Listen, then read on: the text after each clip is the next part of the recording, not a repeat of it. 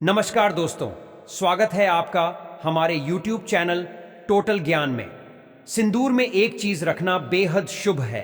साथ ही मैं आपको बताऊंगा कि पीरियड्स में सिंदूर लगाना चाहिए या नहीं। सिंदूर गिरने से आपको क्या संकेत मिलते हैं और एक ऐसी गलती जो महिलाएं हमेशा मांग में सिंदूर लगाते समय करती है। लेकिन इस गलती को आप नजरअंदाज न करें, क्योंकि यह आपके परिवार पर कष्ट ला सकती है, खासकर आपके पति की मृत्यु का कारण बन सकती है और आपके पति से बिछड़ाना यानी कि दूरी का कारण बनती है।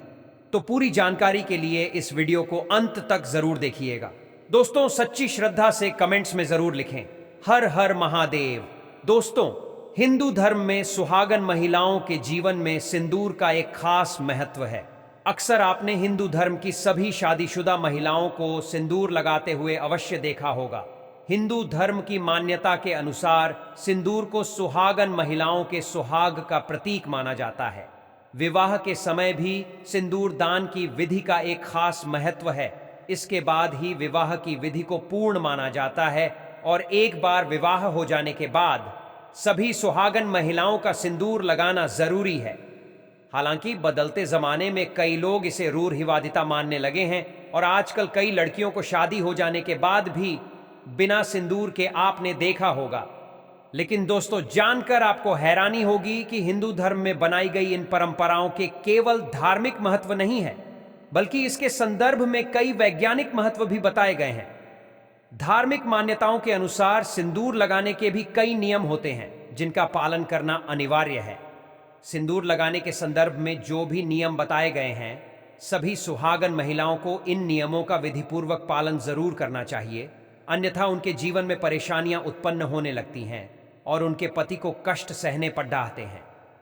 जो महिलाएं सिंदूर लगाने के नियमों का पालन नहीं करती, ऐसी महिलाओं के पति को धन और स्वास्थ्य संबंधित समस्याओं का सामना करना पड़ रहता है। तो आइए जानते हैं सिंदूर लगाने के वो कौन से नियम हैं जिनका पालन हर महिलाओं को जरूर करना चाहिए। लेकिन उससे पहले दोस्तों से रिक्वेस्ट है कि वीडियो को लाइक करें, अपने दोस्तों के साथ शेयर करें और अगर आपने अभी तक चैनल को सब्सक्राइब नहीं किया है तो सब्सक्राइब करके बेल आइकन जरूर प्रेस करें। दोस्तों, नंबर 1, शादीशुदा महिलाओं को सदैव सिंदूर अपने पैसे से खरीद कर लगाना चाहिए। किसी अन्य के पैसे से खरीदा गया सिंदूर लगाने से आपको बचना चाहिए। दोस्तों, नंबर 2, चाहे कितनी भी बड़ी मजबूरी हो, लेकिन शादीशुदा महिलाओं को किसी दूसरी महिला के सिंदूर को अपने मांग में भरने से बचना चाहिए। किसी दूसरी महिला के सिंदूर को मांग में भरना बहुत ही अशुभ होता है। ऐसा करने वाली महिलाओं के पति को धन संबंधित समस्याओं का सामना करना पड़ता है। दोस्तों, नंबर 3, सुहागन महिलाओं को उपहार में मिले सिंदूर का उपयोग करने से बचना चाहिए, क्योंकि शास्त्रों में उपहार में मिले सिंदूर का उपयोग करना अशुभ माना गया है। दोस्तों, नंबर 4, इसके साथ ही कभी भी महिला को बगैर नहाए सिंदूर नहीं लगाना चाहिए। सबसे पहले महिला नहा लें और पूजा पाठ कर लें, उसके बाद ही अपने माथे पर सिंदूर लगाएं। सिंदूर लगाते समय सदैव अपने पति की लंबी आयु तथा उनकी सफलता के बारे में ही सोचें। इससे उनका भाग्य और भी अधिक प्रबल और शक्तिशाली बनता है। और मांग में सिंदूर लगाते समय माता पार्वती को आप पहले ध्यान में लाएं, क्योंकि अखंड सौभाग्यवती का वरदान माता पार्वती से ही प्राप्त होता है। दोस्तों, नंबर 5, घर में अगर किसी भी तरह का सूतक है या आपको पीरियड्स आ रहे हैं तो आप सिंदूर ना लगाएं, क्योंकि सिंदूर लगाने से ऐसे समय में सिंदूर का अपमान होता है। दोस्तों, नंबर 6, सिंदूर का गिरना बहुत ही बड़ा अपशगुन माना जाता है, इसीलिए इसे हमेशा ही बच्चों की पहुंच से आपको दूर रखना चाहिए। अगर आप इसे ऐसी जगह पर रखेंगे कि बच्चे इसे हाथ लगा सकें तो यह जरूर गिरेगा। तो यह गलती ना करें, क्योंकि दोस्तों, अगर सिंदूर गिरता है तो इससे घर में अपशगुन होता है। दोस्तों, नंबर 7, सिंदूर को कभी भी किसी के सामने नहीं लगाना चाहिए। किसी के सामने सिंदूर लगाने से आपके रिश्ते को भी नजर लग सकती है और पति का प्यार बारट सकता है। ऐसे में अगर आप किसी के साथ है और आपको सिंदूर लगाना है तो सर पर पल्ला करके सिंदूर लगाइए। दोस्तों, नंबर 8, मांग भरने के लिए आप हमेशा ही सूखे सिंदूर का ही इस्तेमाल करें। आजकल मार्केट में ट्रेंड के लिए कई तरह के लिक्विड सिंदूर भी उपलब्ध हैं, लेकिन वो लगाना अच्छा नहीं है। कई महिलाओं को लगता है कि सिंदूर लगाते समय उनके माथे पर कई बार ये गिर जाता है, तो माथे पर सिंदूर गिरना दोस्तों शुभ माना जाता है। इसका मतलब है कि आपके पति आपसे बहुत प्रेम करते हैं। दोस्तों, नंबर 9, अगर गलती से कभी आपसे सिंदूर नीचे गिर जाता है तो उसे इकट्ठा करके नाली या सिंक में न फेंकें। इससे सिंदूर का अपमान होता है। सबसे पहले तो आप मां पार्वती से क्षमा मांगे, क्योंकि दोस्तों सिंदूर का गिरना शुभ नहीं होता। अगर आप मां पार्वती से हाथ जोड़कर क्षमा मांगते हैं तो इससे काफी हद तक अशुभ टल जाता है। उसके बाद सिंदूर को इकट्ठा करके माथे से लगाकर किसी पेड़ के नीचे रख दें। दोस्तों नंबर 10, अगर आपसे सूखा सिंदूर सही तरीके से नहीं लगाया जाता है तो आप अपनी उंगली या माचिस की बिल्ली को थोड़ा सा गीला करके सिंदूर में टच करके अपने माथे पर लगा सकते हैं। इससे सिंदूर न ही फैलेगा न ही आपके चेहरे पर गिरेगा, लेकिन इस्तेमाल आपको हमेशा सूखा सिंदूर ही करना है। दोस्तों नंबर 11, शास्त्रों के अनुसार जो भी स्त्री अपनी मांग के सिंदूर को अपने बालों के पीछे छुपा लेती है तो उसके पति को समाज में मान सम्मान नहीं मिल पाता। जिस ऊंचाई को वह छूना चाहती है वहां तक वह पहुंच ही नहीं पाते और हमेशा असफल रहते हैं। समाज में तथा रिश्तेदारों के बीच में वह छुपे रह जाते हैं। इसीलिए सिंदूर जितना लंबा आप लगाएंगे और आगे की तरफ माथे पर लगाएंगे, आपके पति का भाग्य उतना ही अच्छा और प्रबल होगा, क्योंकि माथे पर सिंदूर लगाने से स्त्री की शक्तियां जागृत रहती हैं। दोस्तों नंबर 12, शास्त्रों में यह स्पष्ट बताया गया है कि महिला को सदैव नाक की सीट पर ही माथे में सिंदूर लगाना चाहिए।